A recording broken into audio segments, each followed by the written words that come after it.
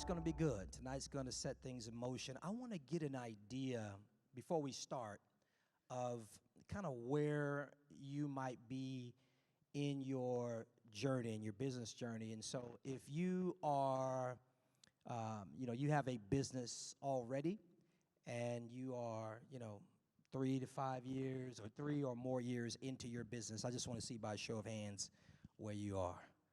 Okay, amazing, amazing. If you are considering, you work for a company, you have a corporate job, or you work for someone, but you feel like it might be time for you to step out on your own. If that's you, I want to see your hand as well. Okay. If you're here and you're not there yet, but you were intrigued by a title that speaks to business being important to the kingdom, and you don't know if you want to start, you kind of feel like you might want to start, but you don't know, but you're intrigued by the notion of God and business, and that's why you're here, I'd like to see your hands as well. I just want to get a good idea. It's a good group.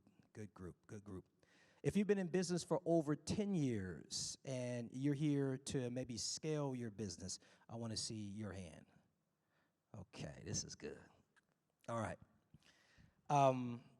Tonight, what I want to do is, because there's so many people in the room, I want to really bring you into a revelation about business and about the kingdom that, quite frankly, I recently discovered. I didn't know how critical business is for the kingdom. In fact, I grew up in a church culture that if you would talk about God and business, or the kingdom and business, you might get run out of the church, because it seemed like those two things did not mix. And then you did have groups that came along. There was a group called Full Gospel, and and they were doing business things, and you started hearing probably about 10 to 12 years ago things like ministry in the marketplace, but you didn't see a whole lot of theological basis for it. I mean, you could kind of cherry pick a little bit, but there wasn't I didn't see it, I'll put it that way. Nothing that I went to supported the fact that Jesus talked about business. And Jesus talked about business in a way that would make every person who was a believer consider starting a business or being in business, because of the things that business can do that, quite frankly, church can't. And so what my goal tonight is to, first of all, enlighten those who need to be enlightened about the reality of God and business and the kingdom and business, because I think that once it clicks, you're going to be on fire, because you're going to get it, and you're going to be postured to go after things that are assigned to your calling that you didn't think were, and make some money along the way. I want to affirm others. There's some people who they're in business, but they never really saw business as a calling. And I'll be honest with you, I know some people who are in business and do business, and they actually feel, because they're believers, they feel kind of dirty because they're doing business, because they spend the majority of their time not talking about Peter, James, Matthew, Luke, and John, but talking about business things, and they feel kind of funny because they don't have some of the Christian lingo, but they have integrity. They're good people. They're Christians, but they never were able to reconcile the fact that they spend all of their time thinking about and doing business and not doing church stuff. So I want to affirm those people. I want to encourage people. If you have a business and you're a kingdom person, I want to encourage you. Keep going. There's a grace, right? It's not just you and an idea. Hopefully it's you and an idea, God and his grace and his ability to take that idea, particularly if he gave it to you, and make it a bigger thing. And so I want to touch, this is going to be more philosophical in the presentation. Biblical, not just philosophical, just not loosey-goosey. It's going to be from the Bible.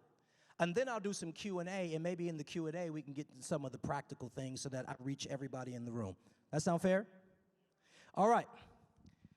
So let's go to the Word. Let's go to Luke chapter 19. And we'll read verses 11 through 27, and then we'll unpack these things together. Luke chapter 19, verse 11 through 27. Now, interestingly enough, the backdrop of this passage of Scripture is Jesus having an encounter with a guy named Zacchaeus. And Zacchaeus was a tax collector, a.k.a. a businessman, and he was very rich. He was a business person. And he is seeking out Jesus, and he feels guilty, and, and maybe rightfully so, because tax collectors at the time, some of them were, a little questionable, but he was doing business. And he sought Jesus, and he had an encounter with Jesus. He ultimately gets saved, and now he takes his resources, and now he's using his resources for the things of God. That's the backdrop of this parable. It says, now as they heard these things, he, Jesus, spoke another parable because it was near Jerusalem and because they thought the kingdom of God would appear immediately. I'm going to come back to that. I'm just going to read through it, and then I'm going to come back and break it down. Therefore, he said, a certain nobleman, he gets into the parable, a certain nobleman went into a far country to receive for himself a kingdom and to return. So he called 10 of his servants, delivered to them 10 minas, and said to them, do business till I come. But his citizens hated him and sent a delegation after him, saying, we will not have this man to reign over us. And so it was that when he, the nobleman who went out, when he returned, having received the kingdom, he then commanded these servants to whom he had given the money to be called to him, that he might know how much every man had gained by trading. Then came the first, saying, Master, your mina has earned 10 minas. And he said to him, well done, good servant, because you were faithful in a very little, have authority over 10 cities. Pay attention to that. And the second came, saying, Master, your mina has earned 5 minas. Likewise, he said to him, you also be over 5 cities. Then another came, saying, Master, here is your mina, which I have kept, put away in a handkerchief, for I feared you, because you are an austere man. You collect what you did not deposit, and you reap what you did not sow. Hallelujah. That just blessed me right there. You collect what you did not deposit and reap what you did not sow. Can I just speak this multiplication word? Can I just be led by the Spirit? God is getting ready to give you a strategy where the seeds that you have already sown, God's going to begin to give you insight and perspective on what to do, and it's going to multiply without you even sowing anymore. I got to say this the way I see it. You're not going to even have to work hard for it. There's a revelation coming to you, and it's going to just begin to move on your behalf. You didn't even sow it. You sowed it a long time ago, but it's going to continue to multiply, some 30, some 60, some 90-fold. If that was for you, just grab it. It's yours. Just take it and pull it down. Because there's a connection between the nobleman and you, because the nobleman is God. I'm kind of getting ahead of myself, but the nobleman is God. And every time you see God telling you about himself, you have to pay attention, because that's what's assigned to you. I'm going to say that again. Every time, lay the foundation, we were created in the image and the likeness of God. So every time God tells you things, principles that he moves in and he functions in, don't just say, oh, that's God's principle. Say, that's my principle. I am going to reap where I did not sow. I'm going to sow one place and reap in places that I've never seen. That's what's on your life. I just want to give it to you. Never saw that before.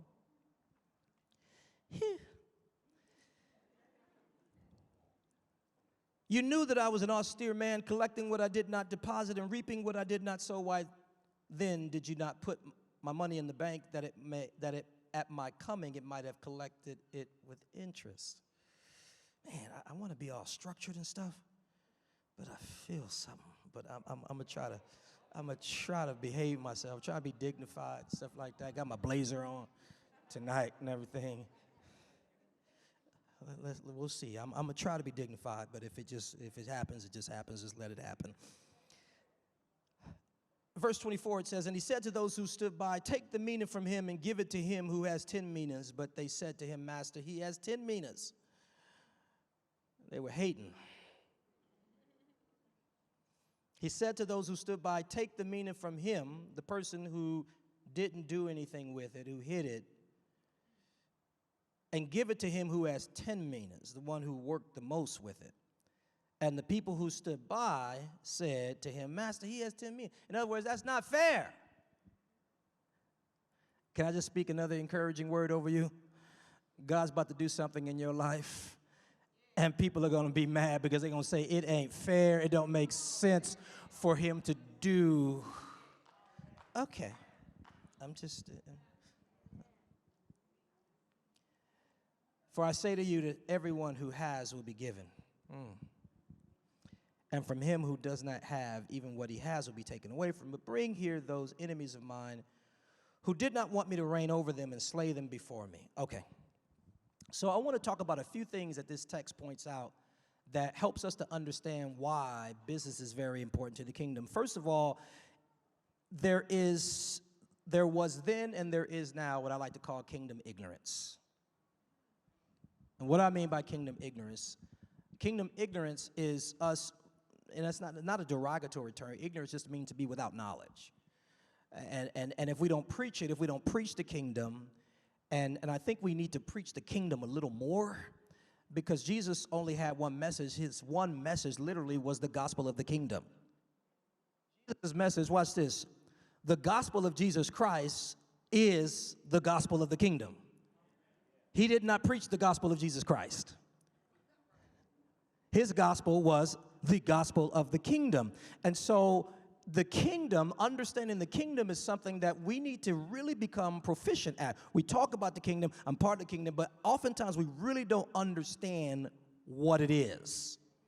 And this is not unlike those in the text. The reason why Jesus is giving this parable is because they had a misunderstanding of what the kingdom was. Let's look at it. In verse 11, it says, now as they heard these things, Jesus, he spoke another parable because he was near Jerusalem. Watch this. This is the place where people should understand the kingdom. He was near Jerusalem, and because they thought they had a bad understanding of the kingdom, they thought that the kingdom would appear immediately.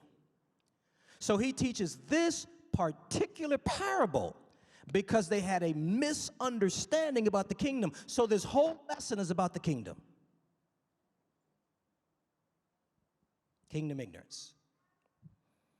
That's why Jesus tells us in Matthew 6:33, what does he tell us to do? He says, seek the kingdom and his righteousness, and all other things will be added unto you. Let me stop right there, and I'm going to preach about the kingdom here soon. But in that chapter, in Matthew chapter 6, he is addressing people worried about life, about everything. Take no thought about what you're going to eat or what you're going to drink or what you're going to wear, what you're going to put on. Da, da, da, da. After all these things do the Gentiles seek. And he addresses and brings solution to all of these anxieties that they had: food, clothes, shelter, resources, all that. He says, now listen, let me tell you what you need to do. You need to seek the kingdom and his righteousness, and all other things shall be added unto you. He doesn't give them 50 books to read. He doesn't give them 50 subjects. He gives them one thing. If you get this one thing, you get everything. He says, seek first the kingdom and his righteousness, and all other things shall be added into it. So there must be something about that kingdom that makes everything better. And so he speaks it because there's kingdom ignorance. That's the first thing I want you to understand about this text. The second thing I want you to understand about this text is that God is a businessman. God is a businessman. Think about it for a second. He plants and he receives. He establishes, think about creation, what does he do? He establishes systems and structures. This is going to get real good. He establishes systems and structures for fruitfulness and for multiplication. He does this, right? So God, if you think about it, if we look at heaven and earth, just for a second, let's look at heaven and earth as a business. He creates the heavens and the earth, right? He creates structure, systems, processes, and puts within it the ability for it to multiply without him. Smart business people, come on somebody, a good CEO shouldn't have to come into the office every single day. A good CEO puts in systems and structures so that, watch this, it can actually work without him. All he or she has to do is guide it, keep the little vision, look at the metrics, watch this, make sure that it's working the way it's supposed to work. But watch this, he or she should be able to sit down on the seventh day and watch what they set in motion continue to multiply. Have you ever looked at God as a businessman? God's a businessman. Look at the way that God thinks. He's a business person. Sowing and reap. I have an expectation if I sow something, I expect to reap something because that's the way it works. So it is not that I'm being mad at you when you don't produce. It's not that I'm upset with the fig tree. Why did he curse the fig tree? Well, there's a whole bunch of theology around it. I think he cursed the fig tree because it wasn't fruitful. You are I created you. I had you in mind in the garden. You're supposed to be fruitful. You not being fruitful is unnatural. Something is wrong. You not multiplying means that something is off. We shouldn't get excited about multiplication. We ought to be your doggone right when somebody speaks multiplication and increase over our lives. But, you don't know.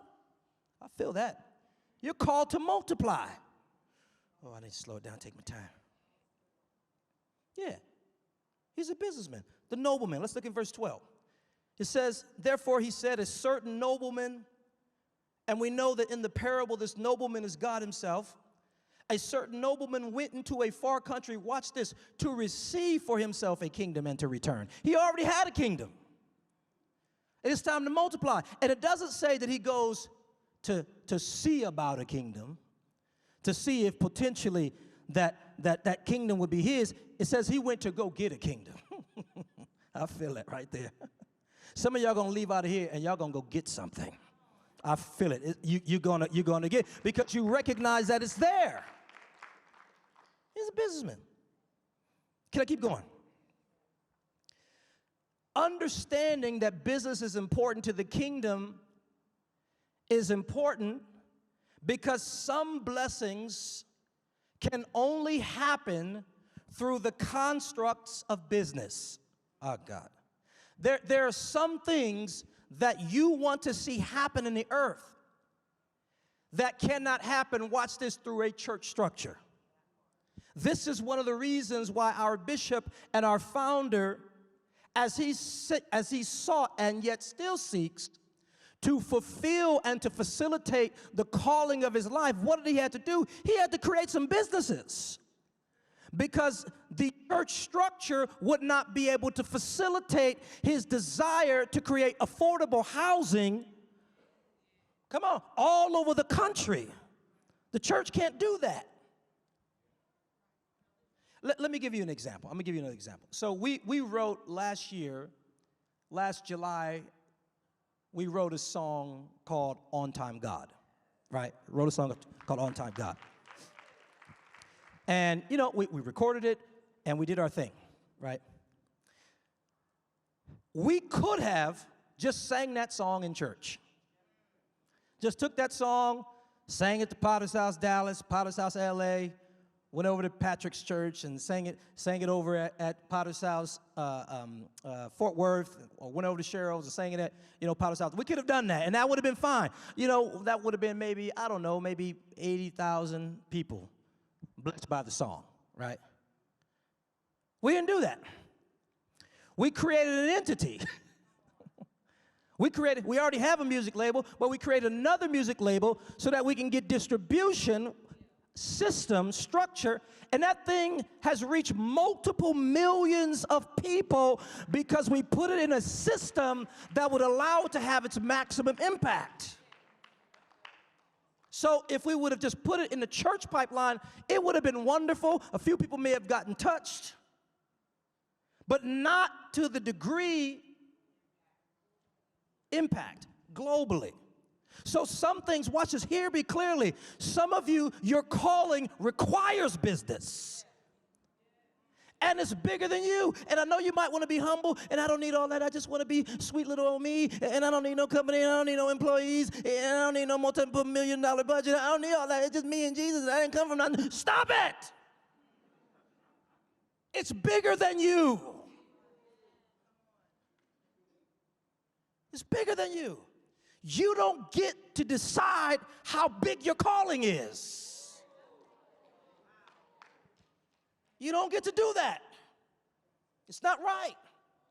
And so what happens is God gives us a big old dream, and we see the gap between the dream, between where we're at and the dream, and sometimes the gap to fulfill it might be business.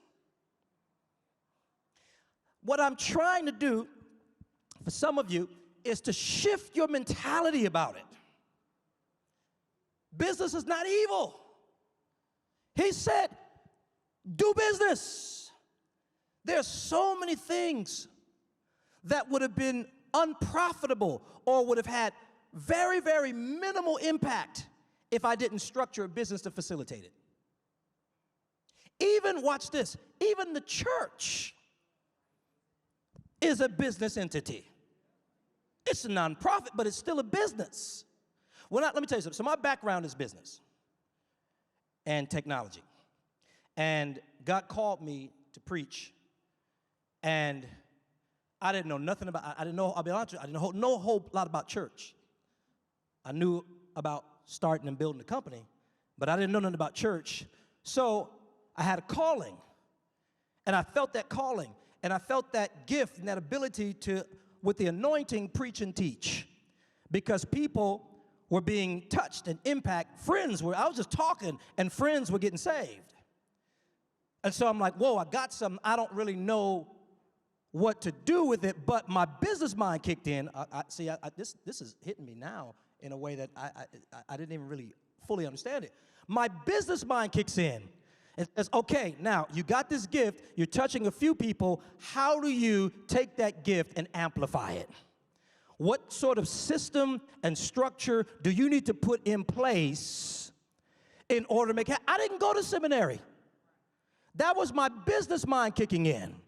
So I began to create a structure, platform, systems. It involved people. It involved capital. It involved marketing. Come on, somebody. This was a business. And that is ultimately what led to what I'm able to do now as it relates to ministry. But there are other things that even that won't work, and so we have to create multiple entities. I can't think of one entity that we own right now, my wife and I, that doesn't have some sort of a kingdom element to it. And we didn't just go out and say, I want to do business. We had all of these opportunities that needed structure. Are we good? I feel it so strongly. How do I get from, and maybe I'm in your session, Jalen, maybe how do I get from these ideas that are in my head to the manifestation of those ideas and the fruitfulness that is connected to those ideas? For many of you, it's going to be business. And I know you never looked at it that way, and that's why I'm here.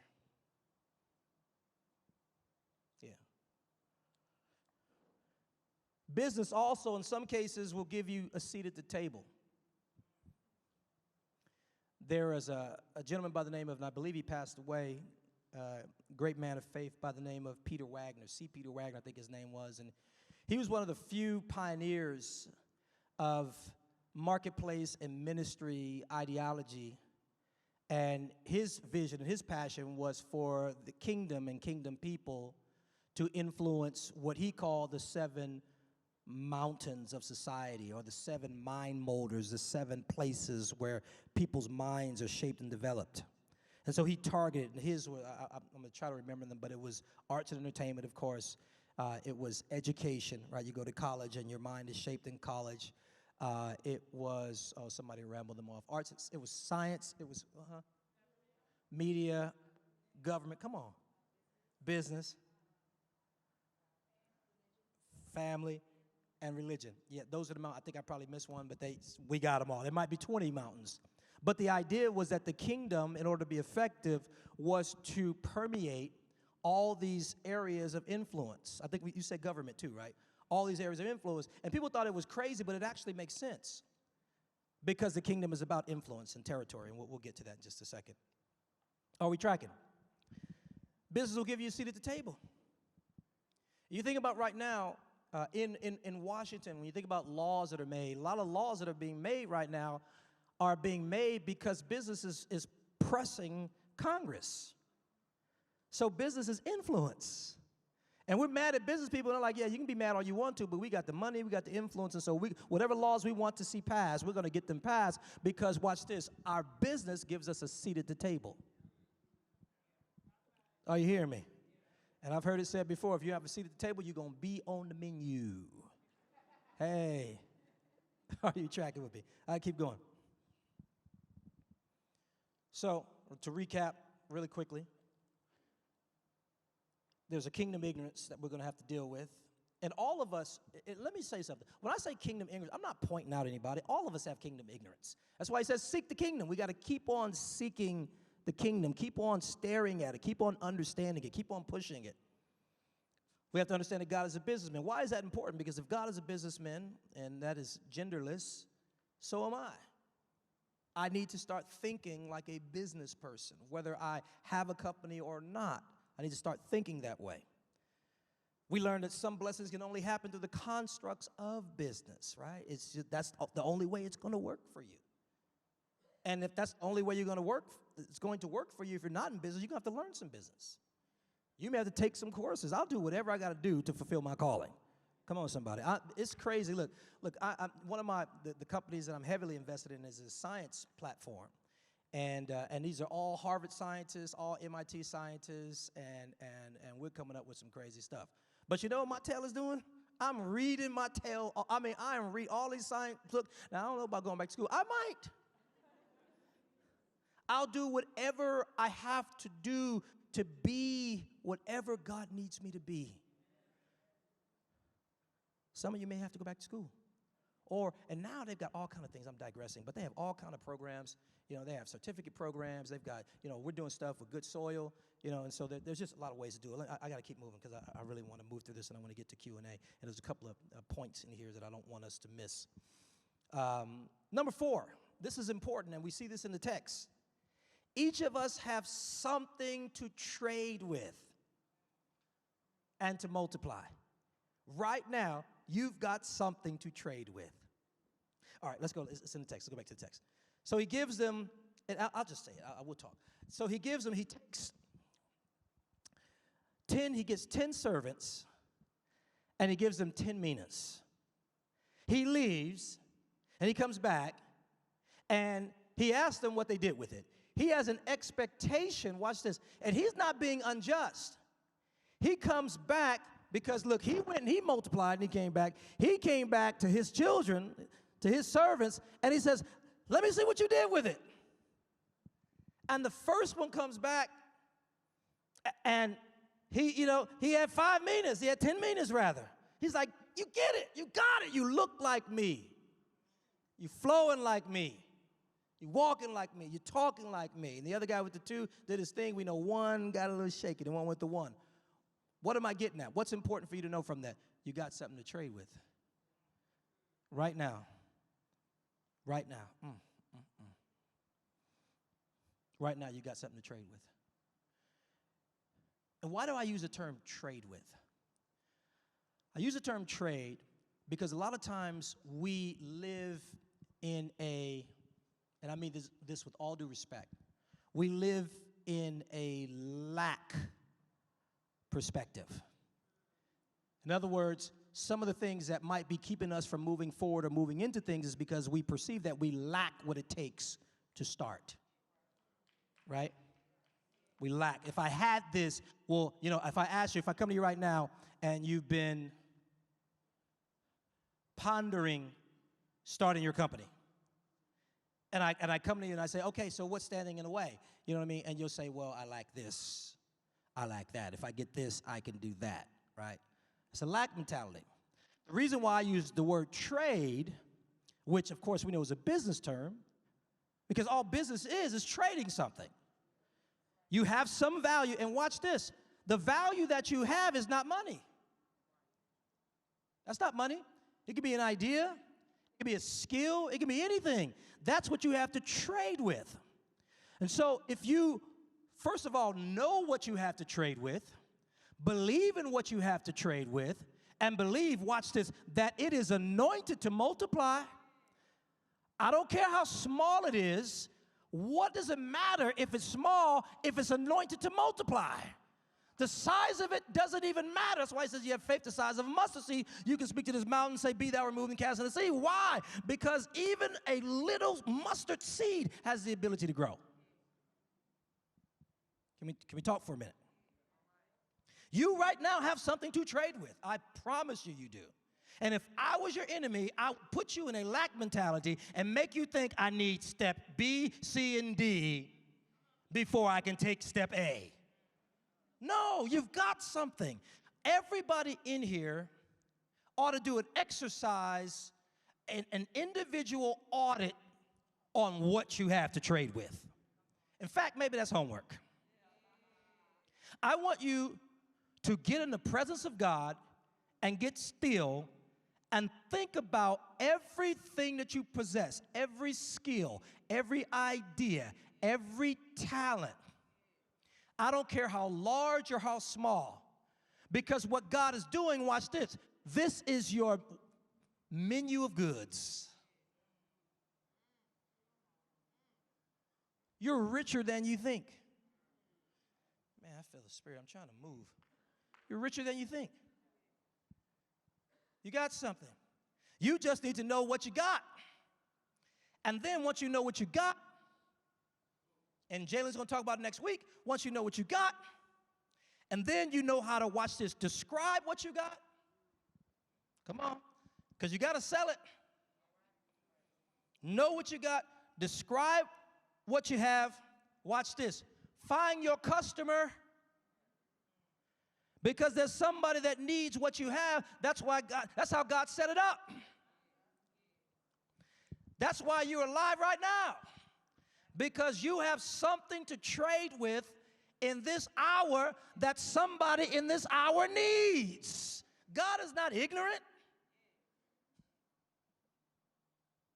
He's like, I've already loaded the earth with everything it needs to spring forth, to multiply in perpetuity, and I put it in you. All right? You got something to trade with. You ain't broke. You just haven't tapped into what you have to trade with. And once you tap into it and you start praying, God, where do I go to trade with this? Trade routes. The business routes is where ideas, even faith was expanded, not in Jerusalem, on the trade routes. See, the enemy doesn't want you in the marketplace. He wants you in the church. Why? Because, watch this, because if you only reach the church, you're only reaching a small part. Everybody doesn't go to church, but everybody goes to the marketplace. You got to do business. Okay? Okay? Each of us has something to trade with. It's anointed to multiply. Number 5, be honest with you. How much time I got before we go to question Q&A, Tristan? Oh, we're doing good. Look at Jesus. 5, there will always be opposition to our doing business. I'll tell you right now. Let's go to verse 14 real quick. I'm actually just getting started. It's about to get real good. Verse 14. So, this is after, verse 13, he calls the 10 servants and delivered to them 10 minas and said to them, do business till I come. But then what's interesting, it says, but his citizens, watch this, hated him and sent a delegation after him saying, we will not have this man reign over us. Now, this is really interesting, and this is a clue about the power of business. Who said anything about reigning over us? All he was doing was increasing business, and somehow the opposition deduced from him increasing in business that he was increasing his reign. I'm going to tell you something right now.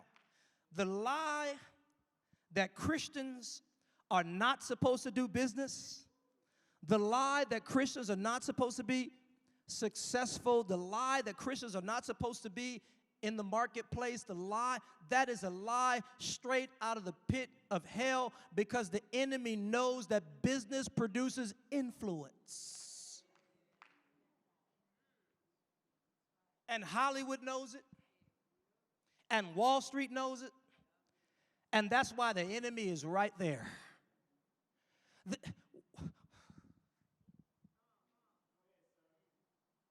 I want you to understand that there's going to be warfare.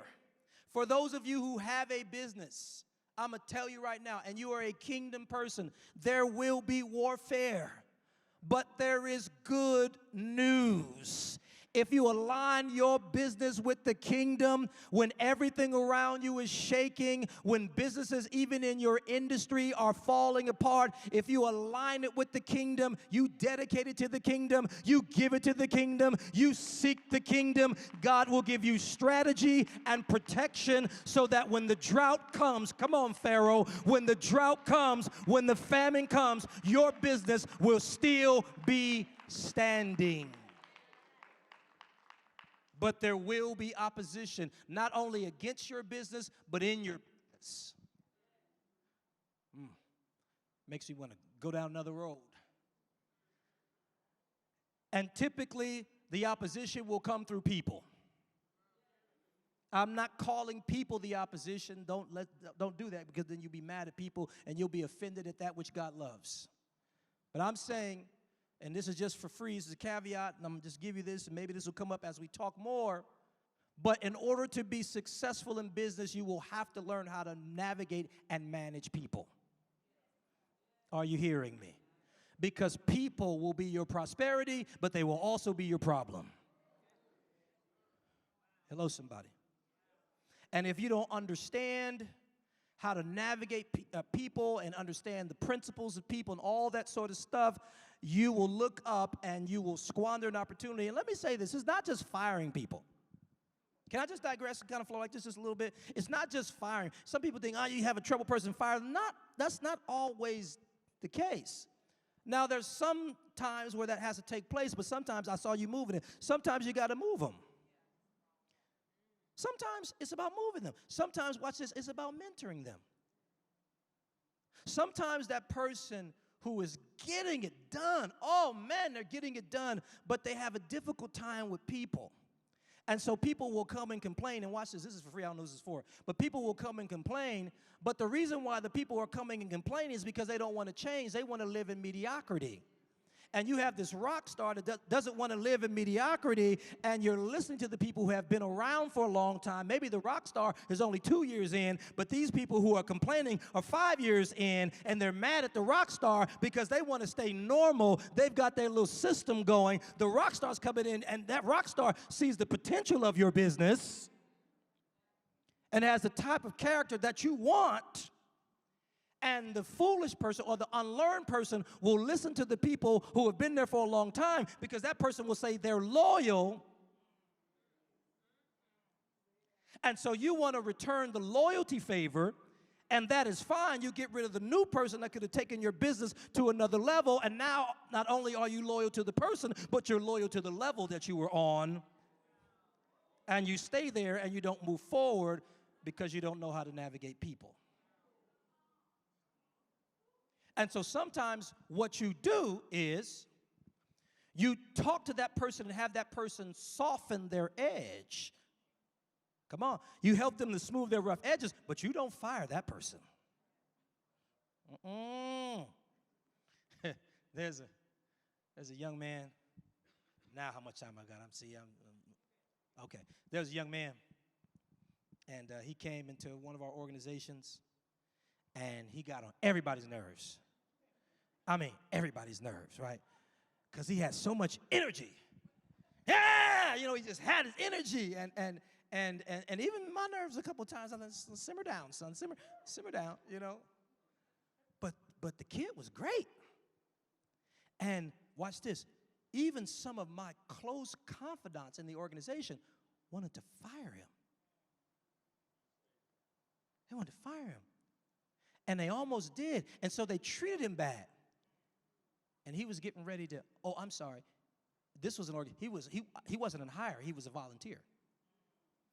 And they treated him bad. They didn't see him right, and they treated him bad, and he was getting ready to leave the organization. And the Holy Spirit said, don't you let him go. Now, yeah, he got a lot of energy, fair enough, And but don't let, and I didn't. Something told me to stop it. And I took him up under my wing, and I mentored him, and ultimately hired him. And this boy is invaluable to the organization. You have to learn. If you're going to do well, if you're going to scale, you have to learn how to navigate and manage people. Now, there's some people who they're just bad for the company. You know what I mean? But qualify it first. I digress. I pray I can get back to where I was, but y'all pulling stuff out of me. All right. There's always going to be opposition to our doing business. I want to jump down to this. This is important. In the text, it's a little interesting in the way that the nobleman rewarded those who had done well. If we look at if we go to verse 15, I'm just going to read it. It says, and so it was that when he returned, having received the kingdom, he then commanded these servants to whom he had given the money to be called to him, that he might know how much every man had gained by trading. Then the first, verse 16, then came the first, saying, Master, your mina has earned 10 minas. Wow. And he said to him, well done, good servant. Because you were faithful over very little, I'm going to make you a ruler over very much. That's not what it says. Let's read again. It says, he says, well done, good servant. Because you were faithful in a very little, have authority over very much. No. He says, have authority over 10 cities. Wait. You gave me something. I worked what you gave me. And I worked what you gave me, and I prospered because of it. I multiplied. And this is money. Minas is money. This was about 3 or 4 months' wages. And he multiplies it, right? And so one would think that if he multiplied it, then the master would multiply what he multiplied. But he doesn't, because remember, Jesus is teaching about the kingdom. He doesn't give him more money. He gives him more influence. He gives him more territory. That's my 6th point. 6th point is the reward for doing business is the accumulation and or enlarging of territory. That is the point. It's about territory. You're like, well, no, maybe he just did that for that one guy. That maybe that was a fluke in the text. Well, let's see. Let's see if it's a fluke. Okay? It says in verse 18, and the second came, saying, Master, your mina has earned 5 minas. Likewise, he said to him, you also be over 5 cities. So the reward for doing business was territory. The kingdom is all about territory. Any study of the kingdom in Scripture, any study, any parable, ultimately talks about it consuming all.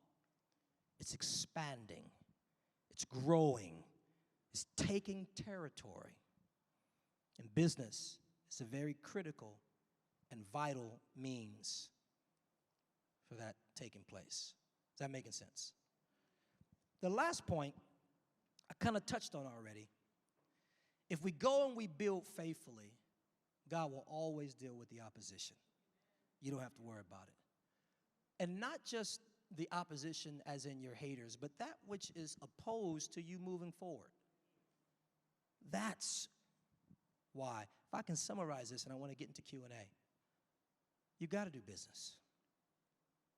I don't think it is a coincidence that our bishop is deeply, deeply compelled to impart and to give and to educate on business just as much as he is to impart the kingdom. Because I believed in his walk, in his journeys, he has discovered that there is, if I might borrow Pastor Sarah, there is an intersection. There's a divine intersectionality between the work of God and business. If we go, can we think about it again? God is a businessman. If you look at the way God moves, he moves like a business person. Jesus tells us, as he is describing the kingdom, that he has to teach this parable because he goes to Jerusalem where the people who are supposed to know what the kingdom is about don't get it. And he starts teaching, and he flat out says, do business. It's all right there. You got something to trade with. Everybody in here. And if you've got a business, and I sense this, there's some, and you feel stuck. You feel like you are well aware of the need and perhaps even a desire to go forward, but your ideas are running dry. I'm going to tell you something right now. It's not natural for your ideas to run dry. That's not natural.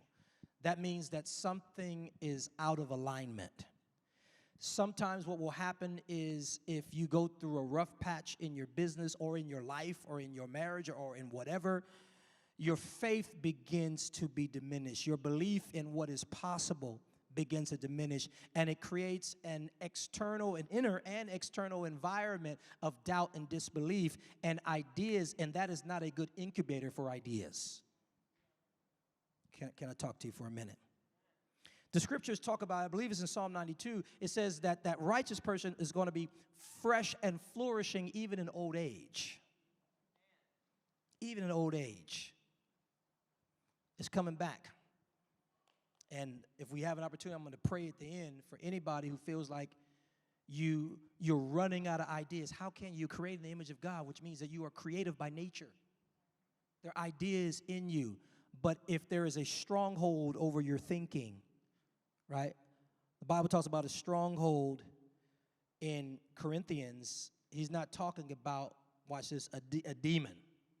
The demon might be influencing the stronghold, but the stronghold is not a demon. The stronghold is a mentality. It literally, if you study it in the Greek, it literally means a fortified argument.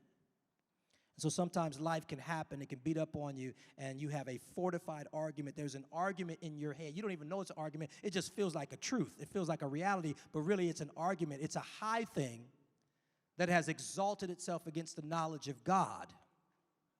And so when he says the weapons of our warfare are not carnal, they're mighty through God to the pulling down of strongholds, he's saying that the power of God will demolish that stronghold, watch this, so that you can be fresh and flourishing in ideation the way that you're supposed to be.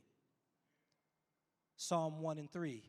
Blessed is the man that walks not in the counsel of the ungodly, nor stands. Watch this. Blessed is the man that walks not in the counsel. What is counsel? That's thought. That's advice.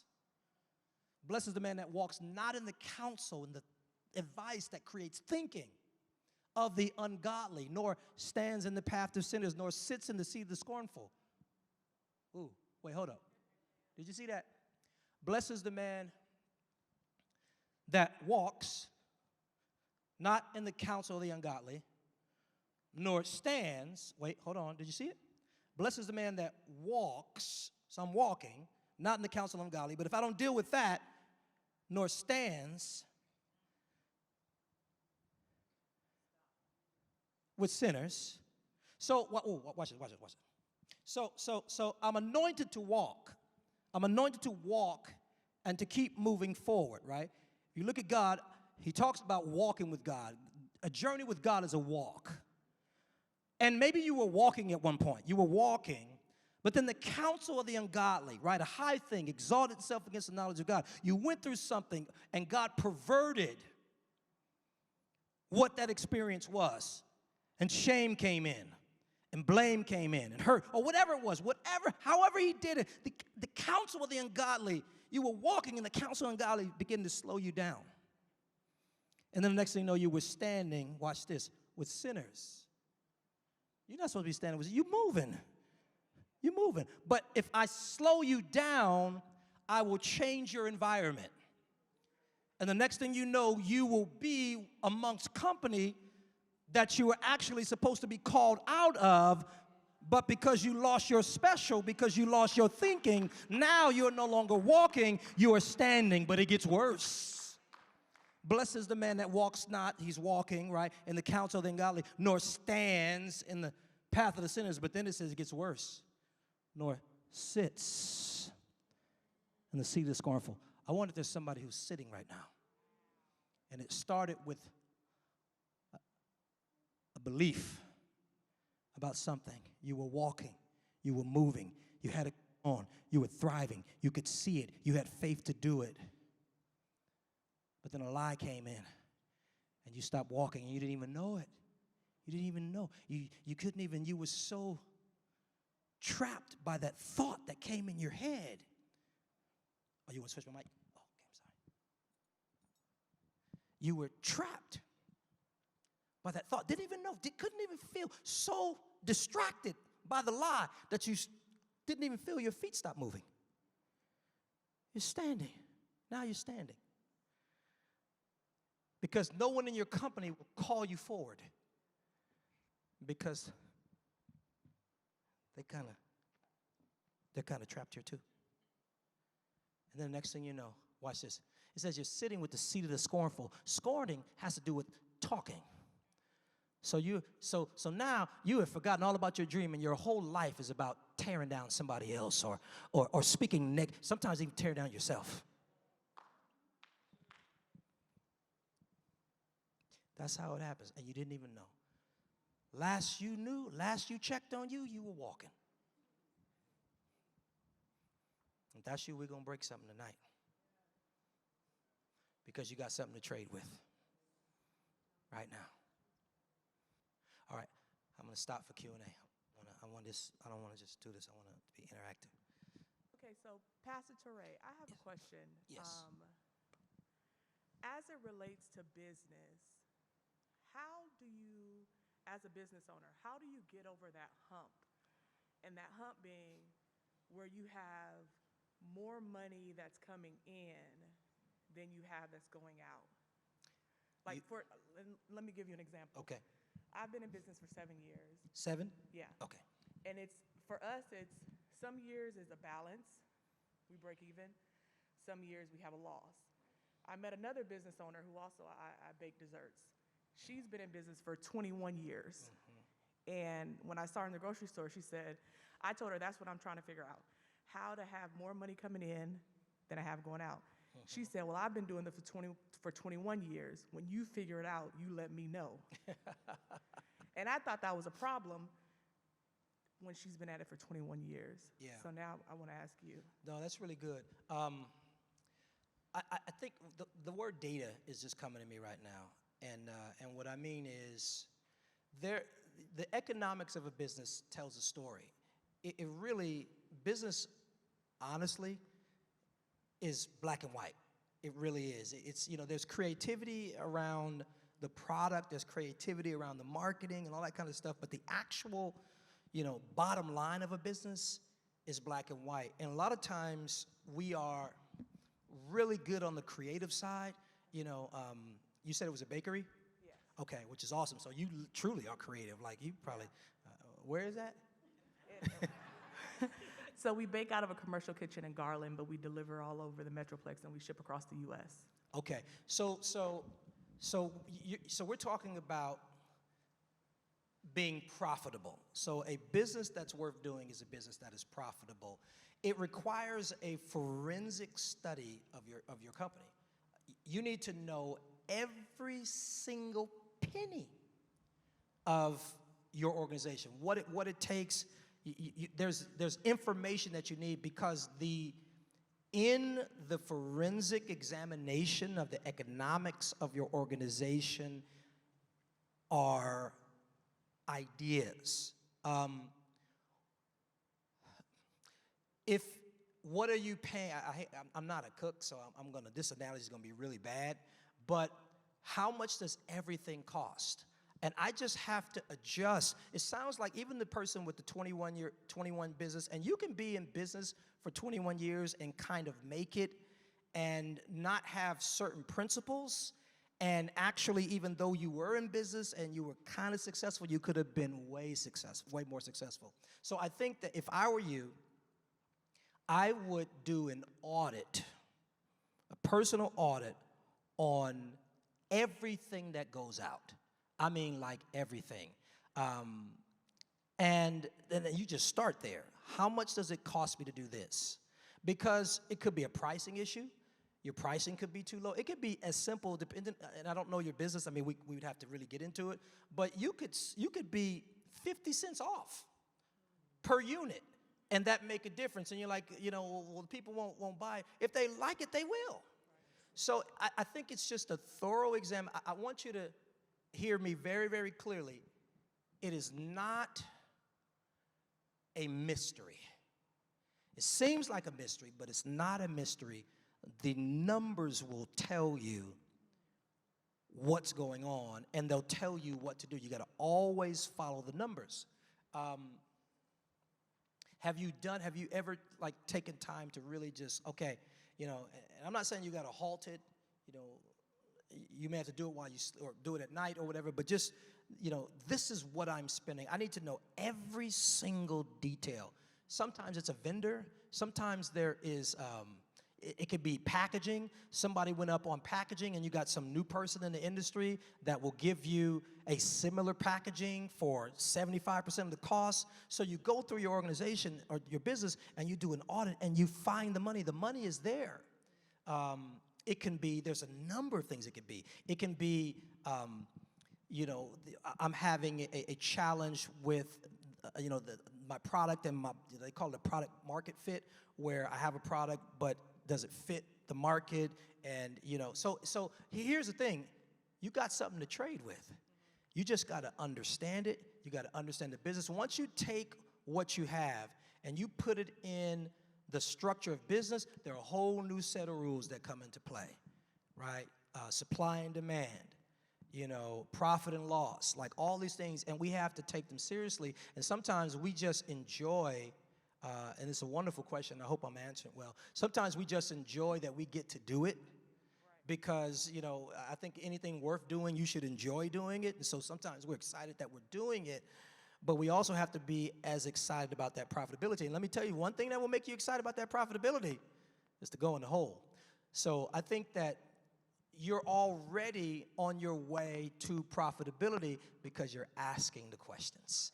You have to ask the questions of the economics and continue to ask the questions, and it can be fun. It can be fun to get all those numbers and say, where can I cut? Like, I don't, and I know we probably got, just kind of keep me because I'll just keep talking. But I find it exciting to go and find money. There's money in your organization. You have a business. That means that money's coming in. You just have to go and find it. And all you got to do, sometimes it's not that you need more money. Sometimes it's about you spending less money. And so now make your vendors compete. Anyway, I think I'm being redundant. You're welcome. You're welcome. That makes sense? Money's there. It's there. All right, we have an online question. Okay. It says, when PT says multiply, is he talking about having kids? I mean, if they're going to be your employees, no, no. Thank you for the question. I'm talking about taking what you, in this context, right? Somebody trying to work up on something. Now, honey, the man of God said multiply. No, I'm not trying to. No, in this context, I'm talking about taking what you have to trade with and growing it and multiplying it. And, you know, there's another way to look at him saying, you were faithful over a little, I'm going to make you rule over much. One way to look at that also is to, if you are a good steward over one idea, then God will give you the next idea, right? If you, I want to say this better, I want to get off that. There are sometimes, as a person is created in the image of God, who is a creator, that means that you are creative, which means that as long as you're breathing, you have the ability to be creative. The difference between being creative and a creator is execution, right? So all of us can be creative, but if you are determined to be a creator, you take that creativity and you create something. And I believe that if you become a creator, God will give you more to create. If God can trust you, that if I give you an idea, you're not going to procrastinate beyond the time. And I'm going to talk about in my podcast soon about when to procrastinate, because there actually is a time to quote unquote procrastinate. We'll touch on that in a minute. But timing is everything. And since I said it, when I say procrastinate, I mean taking time to ideate and not resisting the urge to jump out there and do something prematurely, but to leave it in the background for a while in sort of an incubation type of state, where then the idea gets better and better and better, and then you bring it to market. So you can't do that forever, but there is a time to let it sit. But that's a whole nother story. I lost train of thought. But there's a window of time. So I think that one way to look at that passage is if you are faithful to produce, then God will expand you and give you more. Hi. Thank you. How you doing, Pastor? My name is Shanique Liao. This year I started my own business. Hey, Congratulations. congratulations. Thank you. I was that rock star for 3 years with a substance abuse agency. I worked with women who were dying from that fentanyl, that methamphetamine, that cocaine, that ooh-wee. So I was their counselor for 3 years. I had a baby, and when I got back, my job showed me the door. And I've been unemployed since January. But I found the faith that God was just like, you taking too long, Shanique. Go and get out this job and start the job that I already told you to start. So I'm a mental health counselor. I've been in the agency for 7 years. I have a little daughter and a son. And my question to you is, how do I break through all that traffic on the internet? I'm not somebody who likes to be in front of the limelight. I'm the person in the back cheering you on, eating my hot dog, and like, that was good, girl. But I don't like being in the front center, and I'm trying to get customers. I'm trying to find my marketplace so I can be sufficient to bring the funds to our household so we can survive 2024. Okay, so I want to answer that. I want to confirm if I heard something right, and then I want to answer your question.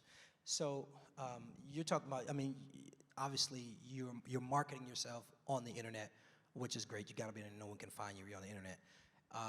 And my question is, and I'll talk about that in a second. My question is, you said you like to kind of like be out in the limelight, right? And I understand that. I actually do understand that. Let me address that, then we'll talk about the internet. What you're doing is helping people. Could literally save somebody's life. Amen. So it's bigger than you. It's about the people that God loves.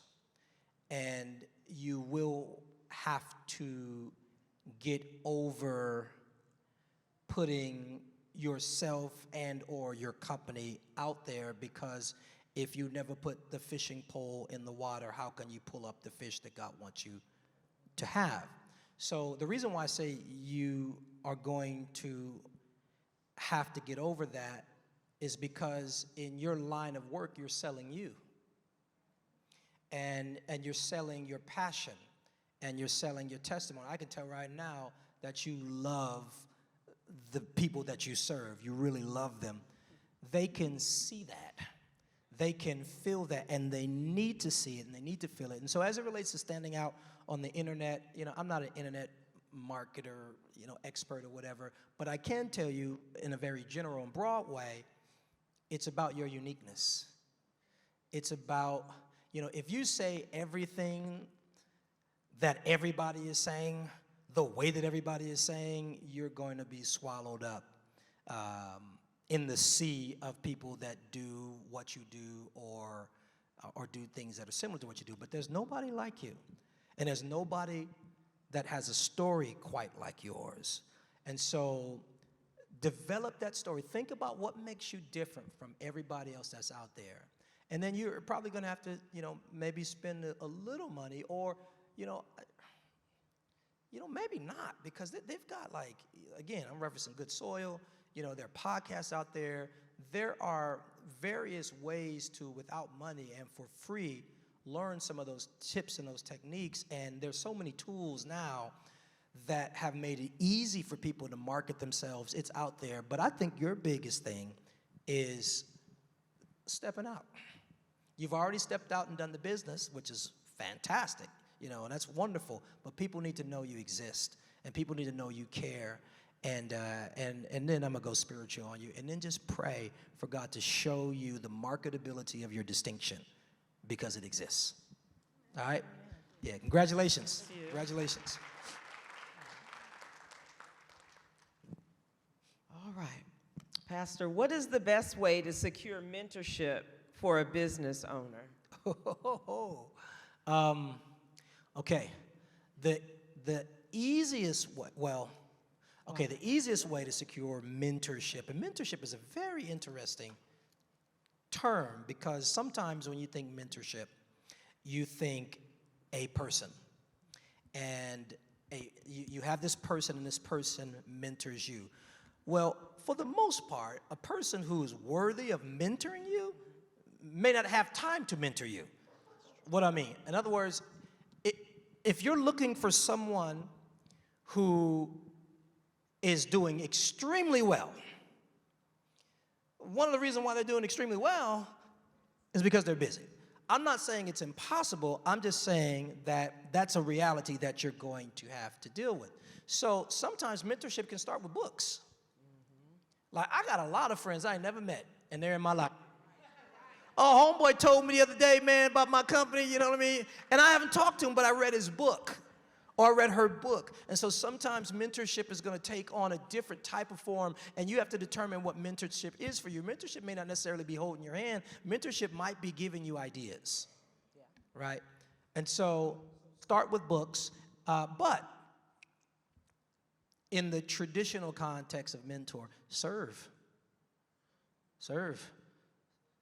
Commit 3 or 4 hours, if you can, a week, 5 hours a week. Hey, I want to come, and I just want to come to your office, or what can I do? I just want to be around you, and be serious about it and add value. Now, before you get there, know what you have to trade with.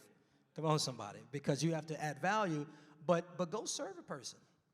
Sit with them. Find them, pray. God will, oh, cool. Okay, I have some books I want to give away. I didn't know we had some. That's great. So that's what I would say. I think that's an internet person. Start with books, start with podcasts. Sometimes looking for that one person or 2 or 3 people is overrated, where you can read a book, you can go to podcasts, you can go to Good Soil. I got something called The Call that I do. Some podcasts that I do. They're just ways to get the benefits of mentorship. And I'll just tell you right now, no, I can't tell you that. I can't, because I'm working on something. I can't tell you that, but you'll know about it sooner or later. All right. All right. Okay. Hey, thank you, Pastor Touré. So I want to change the culture of Christian media, traditional Christian media. So I feel called to create a Christian network that, I don't want to say put TBN out of business, but it bugs me that they can take in so much money and their demographic is a lot of our people. However, there is no like Wednesday night school type content that would feed them. There is no edutainment. So I had the concept in 2014. My background is enterprise consulting. And so I went with it. I just did it on Facebook. I was on Facebook Lives because it's not just for me, but it's a platform for other Christians and experts and people in my network that can bring their expertise to feed the people. And if they're giving to help grow that globally. So I went to, because I was a consultant, became a coach and all that, and I was trying to build a coaching business and all this. And I was like, the Lord just, after you spoke, you hit me with the walking and all of that. I lost my mom unexpectedly and while in FISM, and my whole world full of help for a year. And so when you said that, it really hit me because now that I'm resurrected out of that, God reminded me of what he gave me in 2014 when I fasted for 6 weeks to find my purpose. So I'm asking you, and I'm putting it out here in the world, that is it as simple as a YouTube channel? Like, am I overcomplicating it? Or is it really something that I need to incubate, get some good resources and minds around? And I feel like now is the time to be able to bring something like that to the culture. First of all, I think you have two more questions or 2 more minutes. Ooh, okay. Ooh, all right. First of all, I think you have an incredible idea. Really? Yeah, I do. I do. Like, for real. Because it literally does not exist on a large scale. 2 minutes, that's kind of rough. Like literally like 2 minutes, Tris? Like, oh, you mean 20 minutes. So let me do this. I'm gonna like close it, and then I'll talk, because it requires, I'll say a couple things real quick, but it requires more. YouTube, you can kind of begin to, it's such a big vision. I think strategy is really important, to maybe take a step back and really understand the market, because you're going to need, I can't do this in 2 minutes. Let's talk after class. But let me affirm you're on it. And maybe in a way that makes it relative for everybody else, she has identified a need in the space, and it is a real need. She knows her competition, and she knows the weakness of her competition, and there's no one talking like what she's talking about. So she has a convincing argument, but now you just got to put it together, and there's partners and resources and all that kind of stuff you need to attract to you, but you're on to something, and I believe you. Thank you. I believe you. I believe you.